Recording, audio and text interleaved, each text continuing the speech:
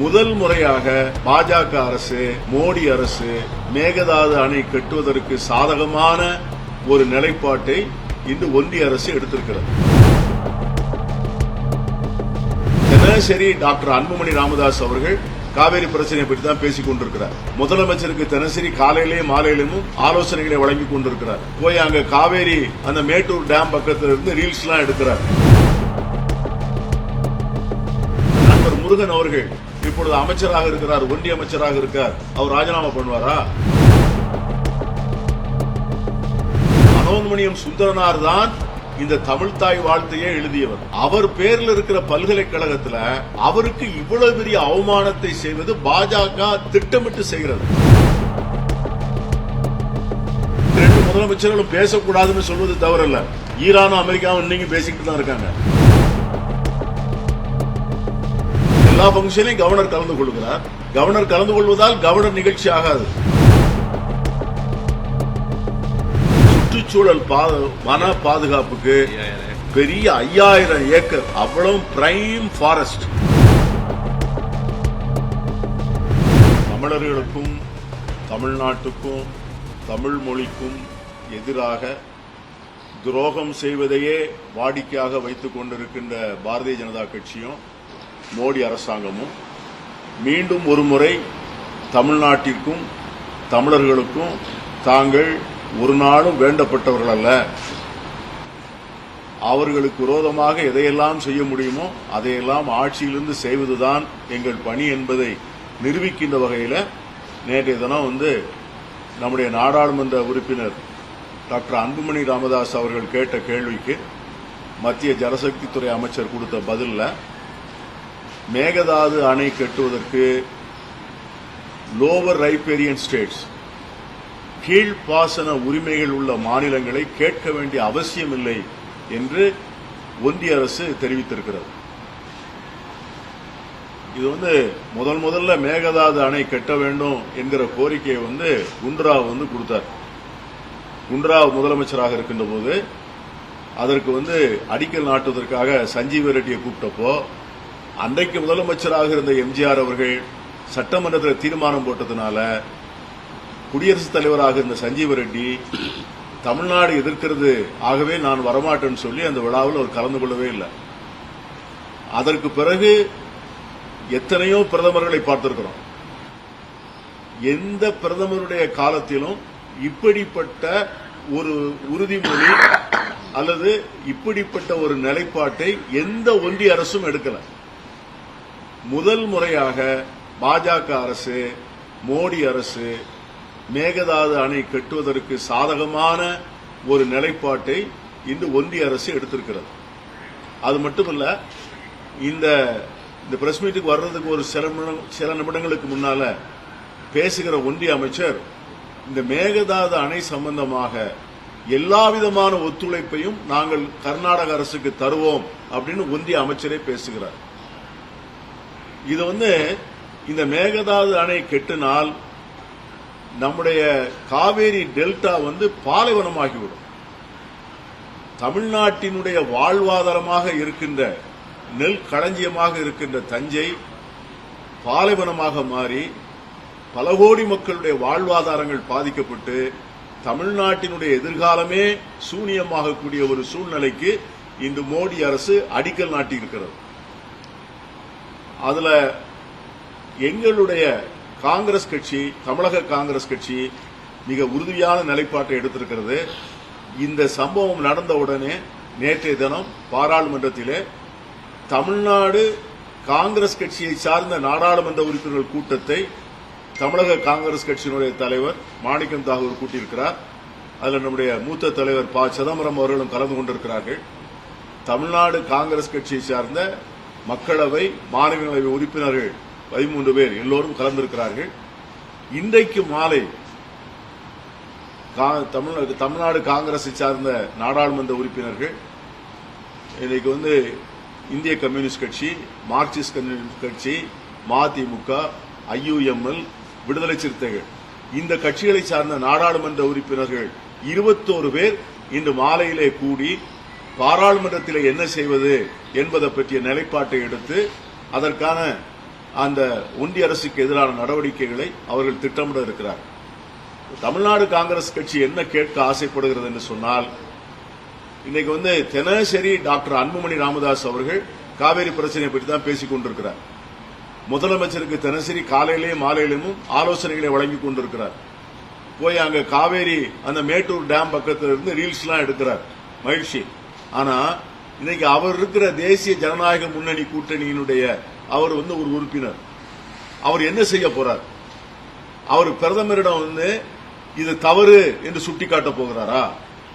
சரி, இதே காவேரி நீர் பிரச்சனைக்கு தமிழக காங்கிரஸ் கட்சியினுடைய தலைவராக இருந்த திரு வாழப்பாடி ராமமூர்த்தி அவர்கள் அன்றைக்கு ஒன்றிய அமைச்சர் பதவியை ரிசைன் பண்ணார். காவேரி நலனை என்னால பாதுகாக்க முடியல, அந்த அமைச்சரவையில் நான் இருக்க விருப்பம் இல்லை அப்படின்னு ராஜினாமா பண்ணார். அதை போல இப்படி நண்பர் முருகன் அவர்கள் இப்பொழுது அமைச்சராக இருக்கிறார், ஒன்றிய அமைச்சராக இருக்கார், அவர் ராஜினாமா பண்ணுவாரா? அந்த கேள்வியை தமிழ்நாடு காங்கிரஸ் கேட்க ஆசைப்படும். நயினார் நாகேந்திரன் என்ன சொல்ல போகிறார்? தேசிய ஜனநாயக கூட்டணியில் இருக்கிற மற்ற கட்சிகள், நம்முடைய டிடிவி தினகரன் உட்பட தினசரி நம்முடைய மாநில அரசையும் காங்கிரஸையும் தாக்கி பேசுவதையே வாடிக்கையாக வைத்துக் கொண்டிருக்கக்கூடியவர்கள், எந்த காங்கிரஸ் பிரதமர் இருக்கின்ற போதும் இதை போன்ற ஒரு நிலைப்பாட்டை எந்த பிரதமரும் எடுக்கல. ஆகவே இதை நாங்கள் வன்மையாக எதிர்கொள்கிறோம். தமிழர்களுக்கும் தமிழ்நாட்டிற்கும் தமிழ் மொழிக்கும் எதிராக இருக்கின்ற பாஜக மோடி அரசை தமிழக காங்கிரஸ் வன்மையாக எதிர்க்கும். இதற்காக எங்கள் நாடாளுமன்ற உறுப்பினர்கள் எல்லா விதமான முயற்சிகளை மேற்கொள்வார்கள். இதற்கு தேசிய ஜனநாயக கூட்டணி இருக்கின்ற உறுப்பினர்கள் பதில் சொல்லும். அதற்கு அடுத்து மனோன்மணியம் சுந்தரனார் பல்கலைக்கழகத்தில் பட்டமளிப்பு விழா நடந்திருக்கிறது. இந்த பட்டமளிப்பு விழாவில் தமிழ்த்தாய் வாழ்த்தை 3வது இடத்துக்கு கொண்டு போய் வைத்திருக்கிறார். இதுல என்ன கொடுமைன்னா, மனோன்மணியம் சுந்தரனார் தான் இந்த தமிழ்த்தாய் வாழ்த்தையே எழுதியவர். அவர் பேரில் இருக்கிற பல்கலைக்கழகத்தில் அவருக்கு இவ்வளவு பெரிய அவமானத்தை செய்வது பாஜக திட்டமிட்டு செய்கிறது. இதெல்லாம் இங்க யாருமே செய்யல. இதெல்லாம் மோடி அமித்ஷாவினுடைய டைரக்ஷன் இல்லாம எந்த கவர்னரும் செயலாற்ற முடியாது. கவர்னர் நிகழ்ச்சின்னு சொல்வதே தப்பு. கவர்னருக்கு தனிப்பட்ட நிகழ்ச்சியே கிடையாது. அது பல்கலைக்கழகத்தினுடைய விழா. பல்கலைக்கழகம் என்ன பல்கலைக்கழகம்? மனோன்மணியம் சுந்தரனார் பல்கலைக்கழகம். அதற்கு ஃபண்டிங் பண்றது யாரு? தமிழ்நாடு கவர்மெண்ட். இது எங்கே கவர்னர் ஃபங்க்ஷன் வருது? எல்லா ஃபங்க்ஷனையும் கவர்னர் கலந்து கொள்கிறார். கவர்னர் கலந்து கொள்வதால் கவர்னர் நிகழ்ச்சி ஆகாது. ஆகவே தமிழ்நாட்டில் நடக்கின்ற எல்லா நிகழ்ச்சிகளிலும் தமிழ்த்தாய் வாழ்த்து மட்டும்தான் முதலில் பாடப்பட வேண்டும் என்பதிலே உறுதியாக இருக்கிறோம். அந்த தமிழ்த்தாய்க்கு அவமானப்படுத்துவதையும் இழிவு செய்வதையுமே இந்த பாஜக கூட்டம் தொடர்ந்து செய்து வருகிறது. ஆக இது வன்மையாக கண்டிக்கிறோம். என்னை சொல் தமிழக அரசு விஜய் அவர்கள் கர்நாடகாவோட திருப்பும் பயோட்ரல் டாக்ஸ் நடத்துறாரு. இது குறித்து நிலைப்பாடு என்ன? இல்ல, அதாவது நம்முடைய முதலமைச்சர் அண்டை மாநிலத்தின் முதலமைச்சரை சந்திப்பது தவறுன்னு சொல்லவே முடியாது. ஏன்னா இன்னைக்கு நாளைக்கு பல்வேறு விஷயங்கள் வரலாம். அவர் சந்திப்பதனால் நம்முடைய நிலைப்பாட்டை விட்டு கொடுத்துருவாருங்கிறதெல்லாம் யூகம்லாம் ரொம்ப தவறு. இன்றைக்கு நம்முடைய உரிமைகளை நம்முடைய முதலமைச்சர் எந்த இடத்திலும் விட்டுக் கொடுக்க மாட்டார். அந்த உரிமைகளை நிலைநாட்டுவதற்காக அந்த சந்திப்பை பயன்படுத்துவதற்கான வாய்ப்பு இருக்கிறதா என்று பார்ப்பார். நாளைக்கு அதை தொடர்ந்து பல சம்பவங்கள் நடக்குன்னு வச்சுங்க. அன்றைக்கு அந்த முதலமைச்சர்கிட்ட நம்ம கர்நாடக முதலமைச்சர் பேச வேண்டியிருக்கும் இல்லையா? போக்குவரத்து இருக்கு, வியாபாரம் இருக்கு, தொடர்புகள் இருக்கு. நம்முடைய தமிழ்நாட்டை சேர்ந்தவர்களுக்கு அங்க நிலங்கள் இருக்கிறது, விவசாயம் இருக்கிறது, அங்க இருக்கிறவங்களுக்கு இங்க வியாபாரம் இருக்கிறது. ஆகவே 2 முதலமைச்சர்களும் பேசக்கூடாதுன்னு சொல்வது தவறல்ல. ஈரானும் அமெரிக்காவும் இன்னைக்கு பேசிக்கிட்டு தான் இருக்காங்க. அதனால நம்முடைய நிலைப்பாட்டை விட்டு கொடுத்து விடுவோங்கிறது அரசும் இல்லை. நிலைப்பாடு தான். அதுல there is no compromise. Mention பண்ண மாதிரி ஆல்ரெடி யூனியன் கவர்மெண்ட் கர்நாடகாவுக்கு ஃபேவரா ஒரு சிச்சுவேஷன் இருக்கு. மீன்வைல் இந்த பேச்சுவார்த்தை லோவர் ஐபிஎல் செட்ஸ் தான் ரிபர்டான ஃபேவர் ஆகும். இந்த பேச்சுவார்த்தையானது இருக்கிற தீர்ப்புல பலவீனப்படுத்தாதா? இல்ல, நம்ம நாளைக்கு நாங்கள் எந்த முயற்சியையும் நாங்கள் விட்டு வைக்கல. we are so genuine. அதை மீண்டும் போய் அவர்கிட்ட போய் எக்ஸ்பிளைன் பண்ணி எங்களுடைய உரிமைகளை பாதிக்குது, இதை செய்யாதீங்கன்னு கேட்கறதுக்காகவும் போலாம்ல. நீங்க இதை வந்து அரசியலாக்காதீங்க.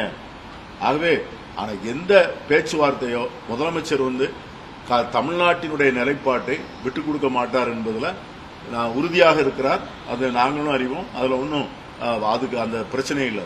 ஆனா சந்திக்கவே கூடாதுன்னு யாரும் சொல்லவே முடியாது. நாளைக்கு ஒரு அண்டை மாநிலத்து முதலமைச்சர் எப்போ வேணாலும் சந்திக்கலாம். இந்த ஒரு பிரச்சனை இல்ல, கர்நாடகாவுக்கும் தமிழ்நாட்டுக்கும் ஏகப்பட்ட பிரச்சனைகள் இருக்கு. ஆகவே இந்த ரெண்டு முதலமைச்சரும் பார்த்து பேசுவதே தவறு என்று சொல்வது அரசியலினுடைய அடிப்படையே புரியாதவர்கள் தான் அப்படி சொல்லுவாங்க.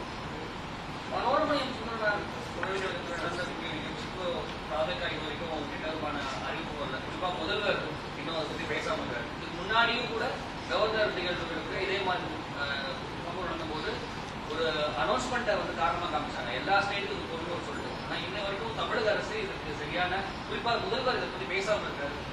இல்ல I am not the spokesperson of the Tamil Nadu government. நான் வந்து காங்கிரஸுடைய நிலைப்பாட்டை சொல்றோம். எங்களுடைய ஸ்டாண்ட் வந்து தமிழ்தாய் வாழ்த்து முதலில் பாடப்பட வேண்டும். தமிழ்தாய் வாழ்த்து எந்த நிகழ்ச்சி ஆனாலும் சரிதான், அது குடியரசுத் தலைவர் கலந்து கொள்கிற நிகழ்ச்சி மட்டும்தான். அவங்களுக்கு வந்து தேசிய கீதத்துக்கு மட்டும் ஒரு புரோட்டோகால் இருக்கு. ஆகவே மற்ற எந்த நிகழ்ச்சிக்கும் தமிழ்தாய் வாழ்த்தை சூப்பர் சீட் பண்ற அதிகாரம் இந்திய அரசியல் சாசன சட்டத்தில் எந்த அதிகார அமைப்புக்கும் இல்லை. ஆகவே தமிழ்தாய் வாழ்த்தை பாட்டை வந்து மூன்றாவது கொண்டு போய் வைப்பது ஒட்டுமொத்த 7.5 கோடி தமிழர்களையும் தமிழ் மொழியையும் அவமானப்படுத்துவதற்கு சமம். இதற்கு வந்து நாங்கள் வந்து வன்மையாக கண்டிக்கிறோம். இதை எங்களால் ஏற்றுக்கொள்ள முடியாது. கரூர் கூட்ட நெரிசலில் இறந்தவர்களுடைய குடும்பத்தில் வழங்கப்பட்ட அரசு பணியாளர் இது அது இப்போ மேட்டர் வந்து சுப்ரீம் கோர்ட்டுக்கு போக போகுதுன்னு சொன்னாங்க. பார்க்கலாம் சுப்ரீம் கோர்ட்ல என்ன சொல்றான்னு பார்க்கலாம். நீதிபதி ஒரு கேள்வி எழுப்பியிருக்காரு. பேருந்துல அடிபட்டு இறந்தவங்களுக்கு ஏன் அரசு அப்படின்ற கேள்வி எழுப்பியிருக்காங்க. இப்ப நம்ம வந்து நீதிபதிகள் தெரிவிக்கிற கருத்து அதுக்காகத்தான் வந்து தமிழக அரசு அதெல்லாம் ஏற்றுக்கொள்ளணுங்கிறதுக்காகத்தான் உச்சநீதிமன்றம் போயிருக்குன்னு சொல்றாங்க. உச்சநீதிமன்றம் என்ன சொல்லுதோ அதான் ஃபைனல். அதை வெயிட் பண்றதை தவிர, ஏன்னா பாதிக்கப்பட்டவர்களே சொல்லிட்டாங்க நாங்க வந்து உச்சநீதிமன்ற தீர்ப்புக்காக வேண்டி காத்திருக்கோம்னு சொல்லிட்டாங்க. அதனால will wait for the supreme court judgment. எப்படி பேச்சுவார்த்தை மதுரை தீர்ப்பு பயாஸ்டா தெரியுதான்னு கேட்கிறேன். I don't want to. ஏன்னா appeal every judgment is an appealable judgment. ஏன்னா அப்பீல் ப்ரொவிஷன் இருக்கிறதே வந்து the lower court is bound to hear அப்படின்னு ஒரு தானே அதுக்கு ஒரு அப்பீல் கோர்ட் வச்சிருக்காங்க. அப்பீல்ல பாப்போம் என்ன. இந்த மேகதாது அணை கட்டுறதுனால நம்ம எப்படி பாதிக்கிறோம் அப்படின்னு சொன்னா, இந்த பில்லு குண்டுக்கு கீழே நமக்கு தண்ணி வர்றதுக்கு மேல அந்த இடத்துல இருந்து இயற்கையாக பெய்கிற மழையில நமக்கு வந்து 80 TMC தண்ணி வரணும். அதாவது நமக்கு மொத்தம் வந்து 177.25 TMC தண்ணி தமிழ்நாட்டுக்கு வரணும். அதுதான் வந்து ட்ரிபியூனலுடைய ஆர்டர். அதுல வந்து கபினியிலிருந்து 60 TMC, கிருஷ்ணராஜசாகர்ல இருந்து 52 TMC. அதற்கு பிறகு தடைப்படுத்த முடியாத தண்ணீர் 80 TMC. அதாவது இயற்கையா பெய்கிற மழையிலிருந்து பில்லுகுண்டுக்கு மேல இருந்து வர வேண்டிய தண்ணி. இப்ப இவங்க கட்டுற அணை எங்க கட்டுறாங்கன்னா எக்ஸாக்டா அந்த இடத்துல கட்டுறாங்க. 4 கிலோமீட்டர் மேல நமக்கு 80 TMC தண்ணி எங்க வந்து வரணுமோ அந்த இடத்துல வந்து கட்டி 67.5 TMC அங்க தேக்குறாங்க. இந்த 67.5 TMC தண்ணி அங்க தேக்கினாங்கன்னா நமக்கு அந்த 80 TMC தண்ணி வரவே வராது. ரெண்டாவது, இது வந்து ஒரு பெரிய எக்காலஜிக்கல் ஹசார்ட், அதாவது சுற்றுச்சூழல் வன பாதுகாப்புக்கு பெரிய 5000 ஏக்கர் அவ்வளவு பிரைம் ஃபாரஸ்ட், வைல்டு லைஃப் பெரிய ஃபாரஸ்ட், அதை பூரா அழிச்சு அதுலதான் இந்த டேமை கட்டுறாங்க. இதுக்கு வந்து ஒன்றிய அரசு எப்படி இதை ஏற்றுக்கொள்ள போகுது? என்வைரன்மெண்டல் கிளியரன்ஸ் எப்படி கிடைக்க போகுது? இதுக்கு வந்து டீடைல்டு ப்ராஜெக்ட் ரிப்போர்ட்டை ஒத்துக்கிட்டதே பெரிய தவறு. அதுவும் மோடி அரசுல தான் நடந்தது. ஆகவே இந்த மேகதாது அணை என்பது நம்முடைய வாழ்வாதாரத்தை முழுமையாக அளிப்பது. ஆகவே இதை வந்து ரொம்ப தெளிவா சொல்லியிருக்கு. தமிழ்நாட்டினுடைய இந்த 177.25 TMC தண்ணியை பாதிக்கக்கூடிய எந்த கட்டுமானத்தையும் கட்டக்கூடாதுன்னு தான் தீர்ப்பு இருக்கு. ஆகவே 80 டிஎம்சில போய் 67 டிஎம்சி எடுக்கிறாங்கன்னா நமக்கு 90 டிஎம்சி தண்ணி கூட வராது. ஆக இது ஒரு பெரிய அபாயம். அதனால தமிழ்நாட்டில் இருக்கிற மக்கள் இதை பொறுத்துக் கொள்ள மாட்டார்கள். பாஜகவுக்கும் மோடி அரசுக்கும் மிக சரியான பாடத்தை கற்பிப்பார்கள். தகுந்த நடவடிக்கை எடுக்கும் தமிழக அரசு. நாங்கள்